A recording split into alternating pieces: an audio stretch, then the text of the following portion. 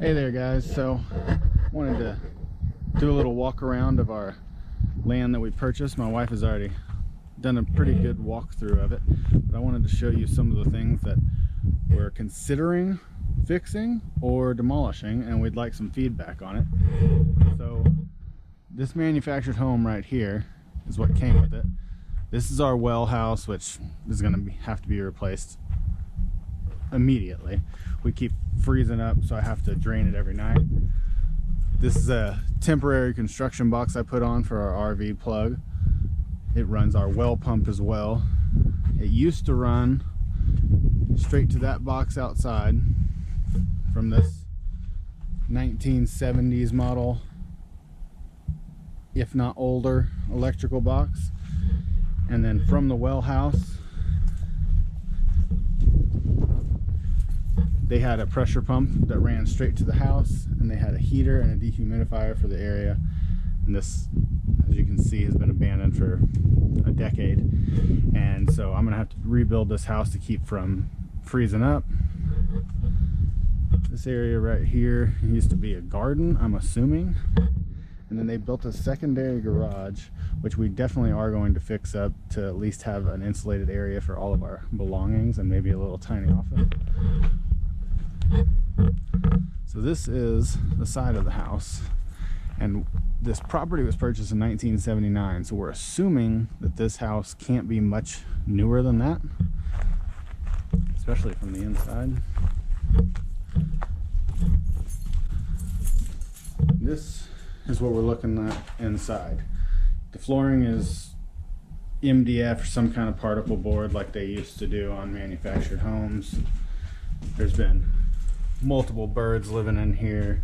We found dead mice, dead birds all over the place. And the floor is unlevel. It is terrible. Bathrooms aren't in the worst shape. Definitely some animals that lived in them, but again, the subfloor is just terrible. I don't know what was with these tiny bars on these windows. So, and we've got some water damage towards the bottom. I looked underneath, which I'll show you in a second, and the joists are in pretty good shape. These window framings, after I tore one out, the 2x4 framing underneath is still in good condition. The windows are single pane, don't block anything. So here's one inside panel removed. They had some kind of support on the outside, but it looks like it was pieced together and they re-sided it at one point.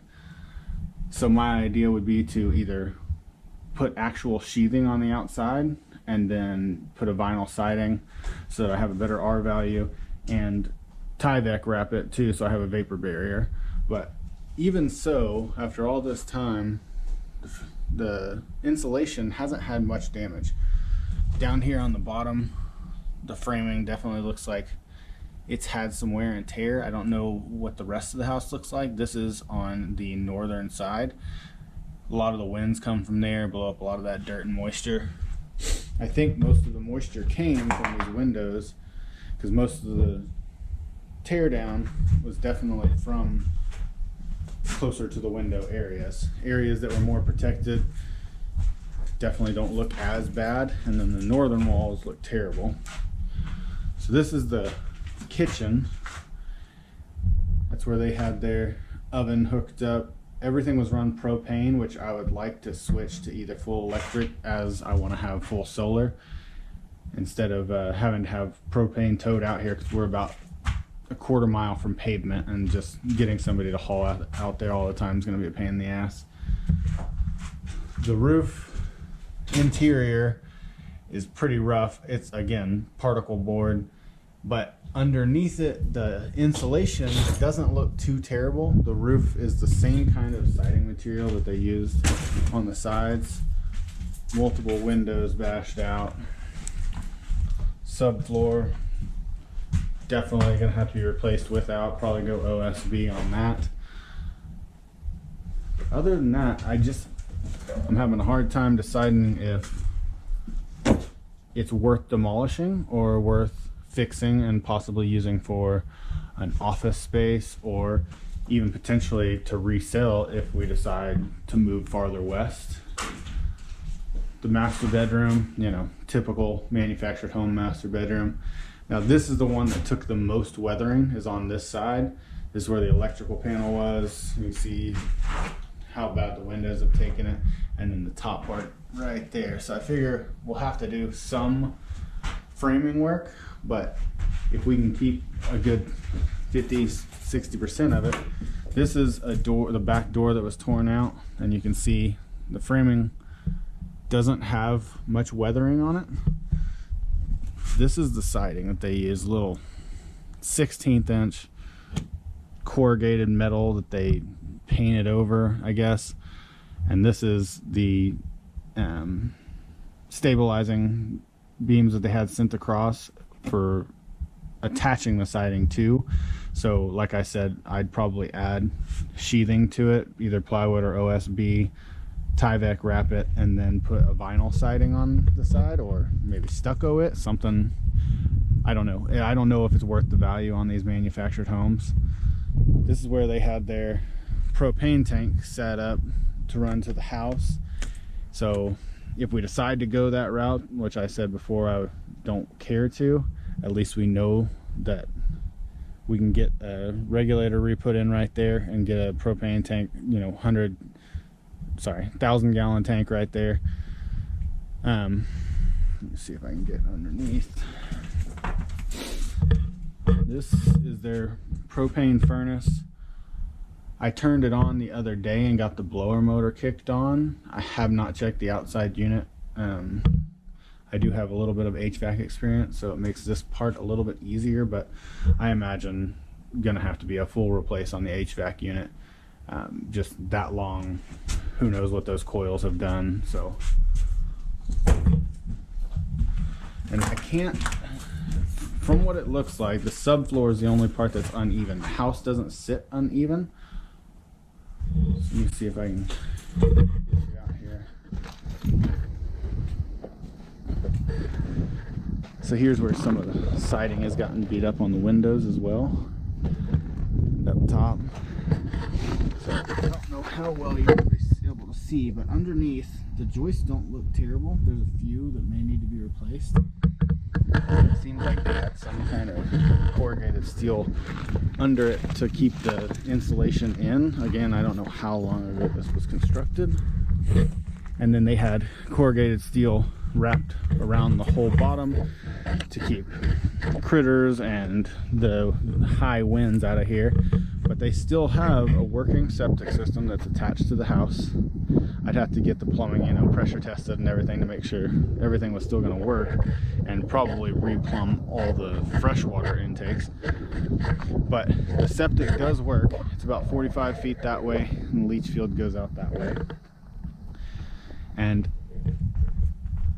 for a property we paid almost no money for, this was just conveyed as is, so they didn't take this house into account at all. Now a new one about this size, the bare minimum, gonna cost us, you know, anywhere from 50 to 60,000, plus we're gonna have to pay for the cost of demolition on this one. So my question is it worth replacing, or is it worth demoing and just building a brick and mortar home? We don't know our intended timeline to stay here, but we would like to have a place. So there's some outside framing. Some of it is going to need to be replaced, either that or some kind of mold removal on the rear, but it's probably going to be a full replace unless I can get the mold removed and then put a proper sheathing and proper vapor barrier on the rear, and then of course replace all the windows, the whole roof, interior and exterior, and then insulate the whole thing. So any feedback in the comments would be greatly appreciated, because I would like to know what the best route is. Let me know if you think demoing is better, or if you think go ahead and fixing it up and trying to make it a livable space for the time being. Then shoot me a comment and I will answer any questions. I can try to give more information for people that have input. Maybe they could ask for a few more questions and I can go through something a little deeper for you to give me a better information on what you think we could do to make this a livable space, or if it's even worth it. Another thought process had also been to use this as a huge chicken coop and animal shelter. If we were to just fix it up just enough to have chickens living in here and have a sleeping area for goats and sheep, maybe that's something that we could look into. But just for the fact that the septic's already wired up, I'm gonna need a new panel. I'm gonna need probably, I don't know, a 250, 300 amp panel replaced here so that I can run the well pump, RV, and this building based on what we're gonna be running at all times.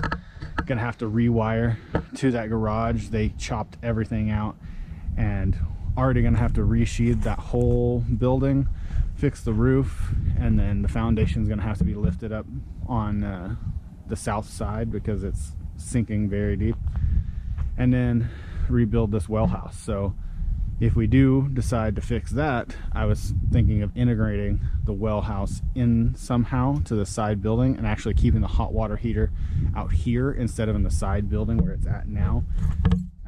Because if I can have a properly insulated area and have my hot water running to that building and this building, having maybe, you know, exterior shower or washing machines out in that garage, I would much rather that than inside that house.